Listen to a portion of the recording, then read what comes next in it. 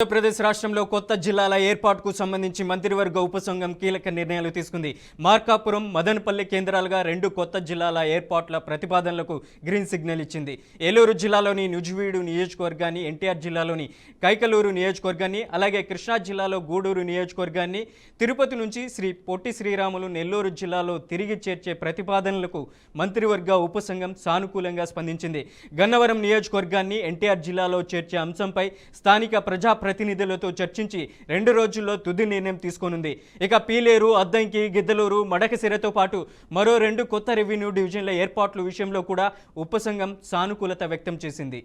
పాలనా సౌలభ్యం, ప్రజల ఆకాంక్షల మేరకే మార్పులు చేస్తున్నామని ప్రభుత్వం పేర్కొంటున్నప్పటికీ అదే ప్రజలు కోరుతున్నట్లు విజయవాడలో భాగమైన పెనంలూరు నియోజకవర్గాన్ని ఎన్టీఆర్ జిల్లాలో చేర్చే అంశాన్ని మంత్రివర్గ ఉపసంఘం పరిశీలనకే తీసుకోలేదు. జిల్లాలు, రెవెన్యూ డివిజన్లు, మండలాల సరిహద్దులో మార్పులపై ఏర్పాటైన మంత్రివర్గ ఉపసంఘం బుధవారం సచివాలయంలో సమావేశమై ఒక నియోజకవర్గంలోని మండలాలన్నింటినీ ఒకే రెవెన్యూ డివిజన్లోకి చేర్చడం, మండలాల మధ్య ఉన్న దూరం తదితర అంశాలపై 4 గంటల పాటు విస్తృతంగా చర్చించింది. 3 రోజుల్లో నివేదిక సిద్ధం చేయాలని రెవెన్యూ శాఖ అధికారులకు మంత్రివర్గ ఉపసంఘం సూచించింది.